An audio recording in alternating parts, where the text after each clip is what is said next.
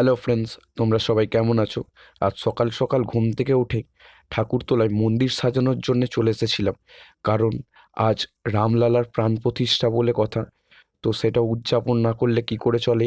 হিন্দু ধর্মের আমরা মানুষ হই।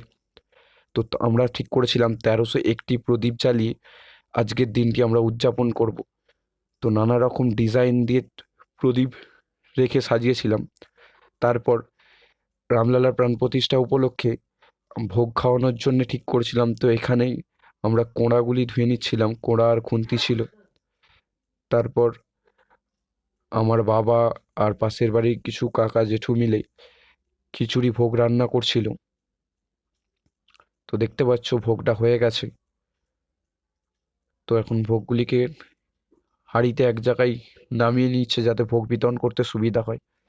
তারপর ঠিক সন্ধ্যে 6টার সময় গ্রামের সবাই মিলে প্রদীপ জ্বালিয়ে আজকের দিনটি আমরা উদযাপন করছিলাম।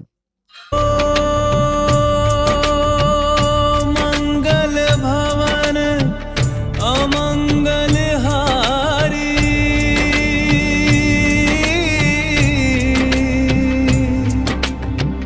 द्रवहु सुदशरथ अजर बिहारी राम सिया राम जय जय राम राम सिया राम जय जय राम।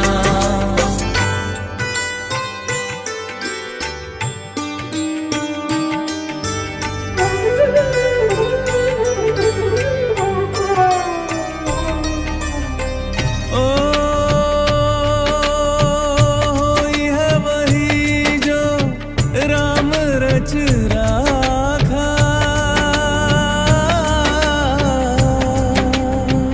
को करे तरफ बढ़ाए साखा राम सिया राम जय जय राम राम सिया राम जय जय राम।